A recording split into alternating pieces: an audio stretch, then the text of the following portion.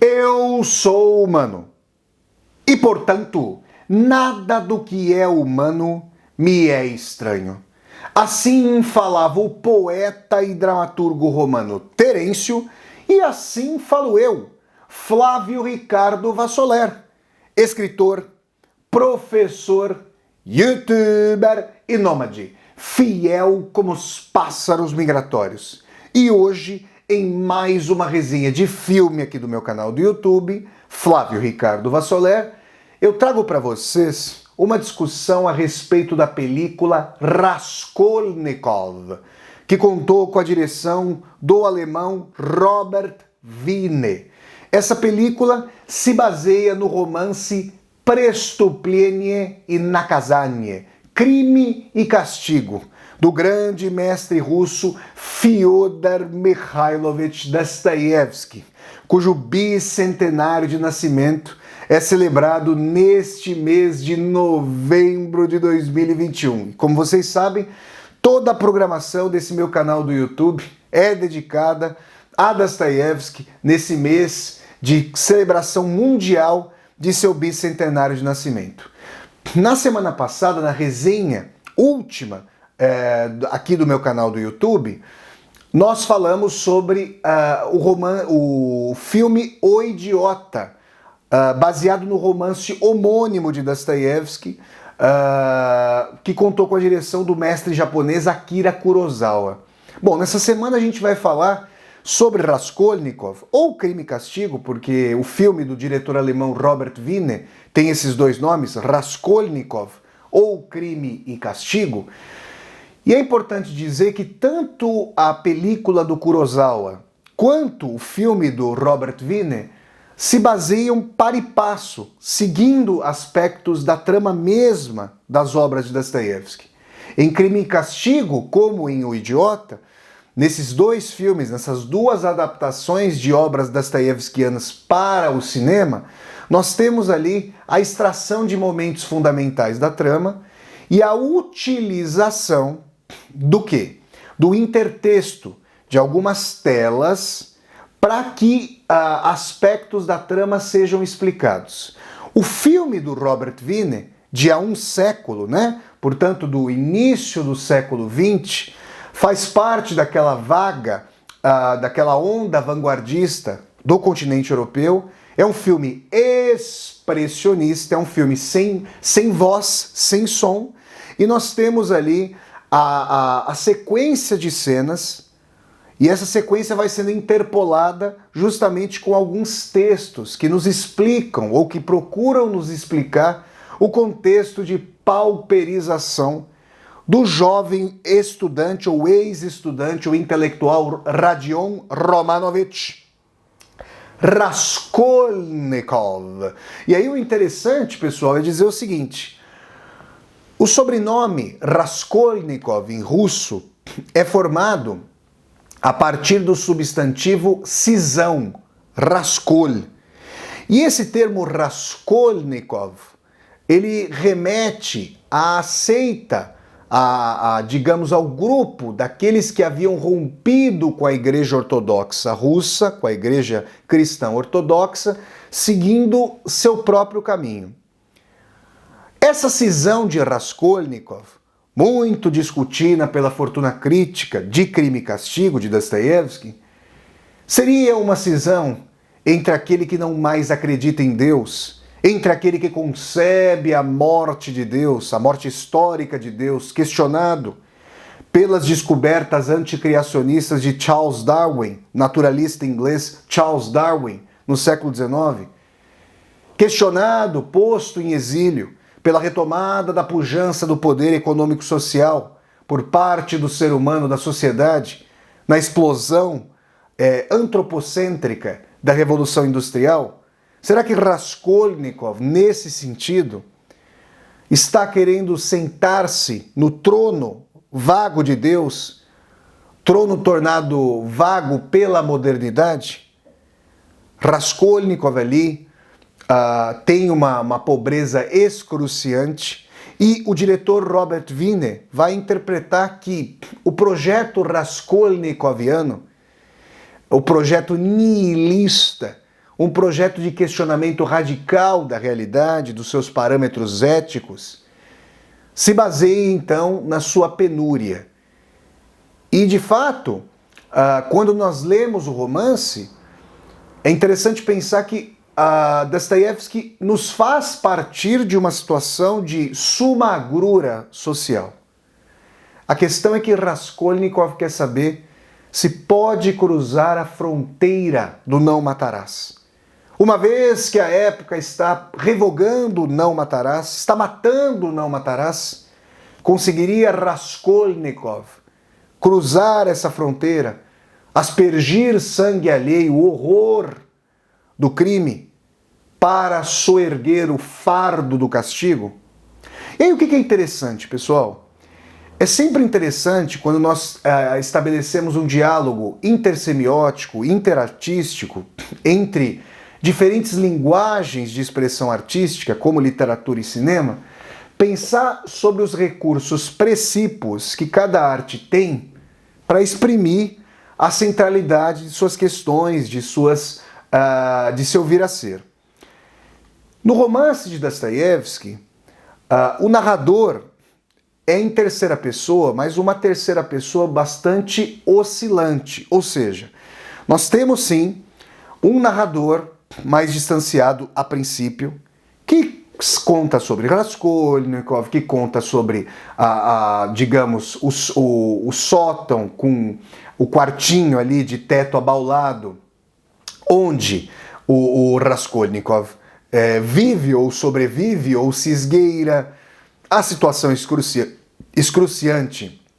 dos mais pobres e das mais pobres em São Petersburgo, a questão ali do Marmeladov, que se encharca na bebida às custas da pobreza da esposa, dos filhos da esposa, do primeiro casamento da esposa e de sua filha Sônia, uma situação completamente excruciante. Isso apresentado de maneira exterior. Só que o narrador de Crime e Castigo modula a sua distância e como que entra no psiquismo das personagens, transitando de uma instância mais distante de terceira pessoa para uma tensão radical, nevrálgica, ontológica em primeira pessoa. Então, essa modulação é muito própria, gerando de dentro da crise, na crise mesma, com a gramática da crise, com a sintaxe da crise, com a ruptura da crise, com a dor da crise, uma série daquilo que nós poderíamos chamar, já com a linguagem literária do século XX, de monólogo interior, de fluxo de consciência, de tensão total da personagem vindo à tona a partir de sua dor, e aí com a quebra correlata da linguagem. Essa dimensão fundamental que Dostoiévski transforma numa caudalosidade da linguagem, tem uma expressão própria na literatura, com a sua longevidade, com o seu fluxo da linguagem, com as cenas que rompem com a dimensão de um narrador em terceira pessoa, descrevendo o cenário, buscando verossimilhança e objetividade. O realismo de Dostoiévski, e isso é famoso por uma carta que o escritor trouxe à tona para um de seus amigos, a carta famosa dizendo que seu realismo era escatológico, que aquilo que o realismo do século XIX tomava como verossimilhança, como dado, como palpável, para Dostoiévski era o oposto mesmo do realismo. Que seu realismo era um realismo de essência, um realismo da escatologia, um realismo da crise, um realismo que buscava o veio mais profundo do humano. Se isso é bem expresso na literatura de Dostoiévski, como é que o cinema, com as suas sínteses imagéticas, e ainda mais, pensemos, como é que um filme que não tem voz poderia trazer à tona esses conflitos das personagens, essa dor anímica, essa dimensão de que a literatura de Dostoiévski é factual, é claro, existe a trama, existem os encadeamentos narrativos, mas de que, para além da questão factual, a literatura de Dostoiévski é uma literatura do veio, é uma literatura da terceira margem do rio, é uma literatura da crise, da convulsão, daquilo que constitui o humano na essência. Como é que um filme sem voz poderia exprimir isso? E aí entra o brilhantismo de um Robert Wiener, o brilhantismo daquele diretor alemão que eu poderia chamar de filho do pintor norueguês Edvard Munch, com seu quadro formidável O Grito, que consegue, com os traços convulsos, com a questão da modificação exterior da representação, como uma reapresentação não verossimilhante, não factível, não tangível de forma imediata da dor, da crise, do veio do desespero, da angústia. Qual seria a gramática em termos de um cenário fílmico da dor que uma pessoa sente? Ao invés de nós termos, por exemplo, esse reloginho aqui nas minhas mãos, como um reloginho retangular com seus ponteiros pragmáticos, com a passagem, com a tentativa de acompanhamento cronométrica dos segundos, dos minutos, das horas, a marcação em 12 quadrantes aqui, com reiteração de 2 ciclos, da duração do dia em 24 horas, nós temos, na verdade, a liquefação dos ponteiros. Um relógio, digamos, surrealista em termos de Dalí, ou então aquilo que se dá no filme de Robert Wiener, a dimensão de que o cenário é todo outro. Ele é um cenário que incorpora essa expressão da dor, que turva, que deforma portas, janelas, que mostra um cromatismo esverdeado para a tela, que tem uma dimensão de, não podendo empregar naquele momento técnico do cinema o uso da palavra, lança a mão das expressões fundamentais das personagens. Nós já faláramos aqui na resenha da semana passada sobre o filme O Idiota, de Akira Kurosawa, sobre a importância da maquiagem, sobre a importância da expressividade do rosto, da performance dos atores e das atrizes. Aqui, em Raskolnikov, de Robert Wiener, a cisão Raskol, da quebra de valores de uma época, da época moderna. A cisão entre a eticidade de Deus, a eticidade do absoluto, e a dimensão relativista, nihilista, egocêntrica, narcísica da modernidade, vem à tona com suma força por meio da dimensão de que o rosto do jovem Raskolnikov se transtorna. Ele, contraditoriamente, ao ver a pobreza excruciante da família de Marmeladov, faz uma doação. Ele, que era pobre, ainda dá uma esmola. Como falando, como trazendo à tona aquela dimensão dos evangelhos. Quando Cristo disse que aquela mulher que era muito pobre e que doara para ajudar uma família, estava mais perto do reino dos céus do que aquele que fizeram uma doação mais por desencargo de consciência, porque doaram restolho, ao passo que, em proporção da pobreza, aquela mulher ajudara o outro, ajudar a outra família, numa medida que transcendia suas capacidades. For altruísta, cortando da própria carne, fundindo o próprio ego, o próprio sofrimento ao sofrimento dos demais. Só que logo em seguida Raskolnikov está para empunhar o machado, para matar a Liona Ivanovna, a senhora que trabalhava como penhorista, como usurária, recebendo penhores, recebendo objetos em forma de penhor em troca de dinheiro. Como mostrar isso? E o interessante, quando vocês forem assistir, para quem já assistiu ao filme Raskolnikov ou para quem vai vê-lo, é interessante que vocês vejam a exteriorização dessas crises, desses conflitos em forma de cenário, em forma de uma câmera que é célere para mostrar a sequência narrativa, mas que ao mesmo tempo precisa de aproximações, de closes, precisa de rostos sumamente expressivos para que nós derivemos a dor de Raskolnikov, a dor de sua época, a dor de uma São Petersburgo excludente, de uma São Petersburgo de capitalismo voraz, com todas as contradições ali de uma urbanização pela qual a Rússia de então, ainda czarista, vinha passando. É assim que nós temos, no expressionismo de Robert Wiener, a dor de alguém que grita, como no quadro de Edvard Munch, O Grito, um grito que é um grito que transfigura, a partir de sua dor imanente, interna, transfigura o cenário, turva a ponte, torna-lhe o cenário liquefeito, como a chama bruxuleante de uma vela, funde as cores da aurora, do crepúsculo, as cores do dia, a uma gramática da dor. Assim é um caráter expressionista de traços, muitas vezes retilíneos, tortos não como a torre de Pisa em seu erro de cálculo geométrico, mas tortos e difusos como a dor de quem convulsiona, a dor de quem sofre, a dor de quem não mais tem certeza sobre o sentido da vida inscrito e escrito no traçado das estrelas, na abóboda celestial. Eu quero me remeter aqui, nesta resenha sobre Raskolnikov, de Robert Wiener, esse filme do diretor alemão Robert Wiener, eu quero me remeter a uma colocação do filósofo romeno, do escritor romeno Emil Cioran. No livro Lágrimas e Santos, de Emil Cioran, nós temos uma colocação brilhante sobre pintura e modernidade. Colocação que nós vamos adaptar aqui para Crime e Castigo, tanto de Dostoiévski quanto de Robert Wiener. Emil Cioran, em Lágrimas e Santos, diz que o traçado retilíneo de El Greco, cujo museu formidável está na cidade de Toledo, na Espanha, que eu tive a felicidade de visitar nas viagens de Vassoler, né? Você pode ir até a playlist Viagens de Vassoler e acompanhar ali as minhas andanças, deambulações por Toledo, na Espanha, cidade que fica ali a cerca de 70 quilômetros de Madrid, capital do país. O traçado retilíneo de El Greco,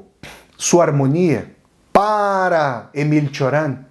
advém da confiança ontológica de um pintor enquadrado em uma época que cria em Deus, que acreditava em Deus, como o resplandecer de uma nova aurora, com a certeza daquela pessoa que se persigna, buscando a proteção de um Deus que ela sabe estar presente, mesmo que não o veja, que ainda a guarneça. Ao passo que as convulsões de um Vincent van Gogh,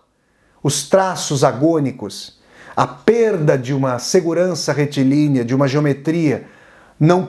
perspectiva, mas que guarnece com verossimilhança, com homogeneidade, com segurança, o real, diz respeito à dor ontológica de um Van Gogh, se sentindo órfão de sua época que exilou Deus. Se Emil Cioran vê uma decantação da crise histórico-filosófica, histórico-existencial, do exílio de Deus, na decantação da transformação dos parâmetros estéticos na pintura, o mesmo nós poderíamos dizer com relação ao expressionismo, na pintura como no cinema, na pintura como na literatura, de um Robert Wiener e de um Dostoiévski. O cenário tortuoso de um Robert Wiener é a tentativa de, com a gramática imagética do cinema, trazer à tona a dor epocal de um Raskolnikov, com as tomadas que se focam nos rostos, nas expressões das personagens. Nós tentamos ali dar conta de uma orfandade, de uma perda de segurança existencial e de uma tentativa de afirmação egóica contra todos os valores do judaico-cristianismo assentados então há 1800 anos. É assim que a releitura de Dostoiévski pressupõe não uma transmutação, não uma plotagem, uma postagem e uma plotagem da literatura para a película, mas sim uma releitura profunda, mas sim uma reapropriação, mas sim uma transformação gramatical do filme, do livro, do romance de Fyodor Dostoiévski, nessa trama formidável de Robert Wiener, Raskolnikov. E é interessante que o diretor tenha escolhido o sobrenome da personagem, porque me parece que para transpor imageticamente Crime e Castigo, é preciso lançar mão de técnicas de intersemióticas, de releitura da literatura, de seus fluxos de consciência, de seus monólogos, de suas crises, para congregar no rosto como nos cenários a tortuosidade, a dor, a expressão o expressionismo radical de uma forte crise de época. Assim, em Raskolnikov, Robert Wiene logrou, com talento, expressar Raskol, a cisão da literatura para o cinema,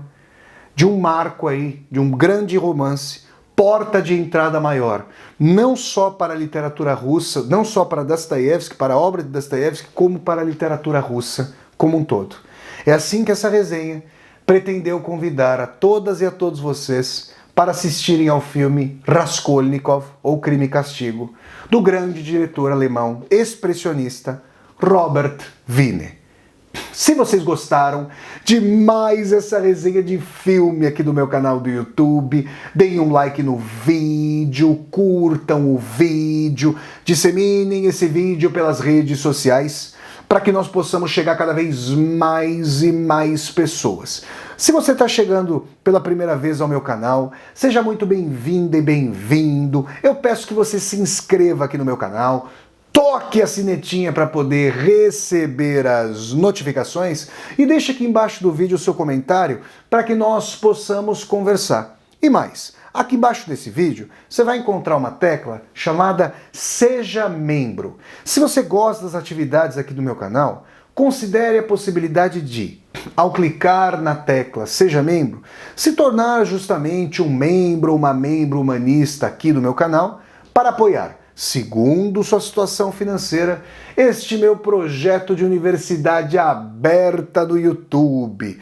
Então é isso, pessoal. Eu sempre deixo o convite para vocês assistirem às resenhas de filmes aqui do meu canal do YouTube, que acontecem todos os sábados às 10 horas da manhã, horário de Brasília, no Brasil. E, como vocês sabem, neste mês de novembro de 2021, temos uma programação inteiramente dedicada ao mestre russo Fyodor Dostoiévski. Então, até a próxima resenha de filme, pessoal. Saudações dostoiévskianas, gente! Tchau, tchau!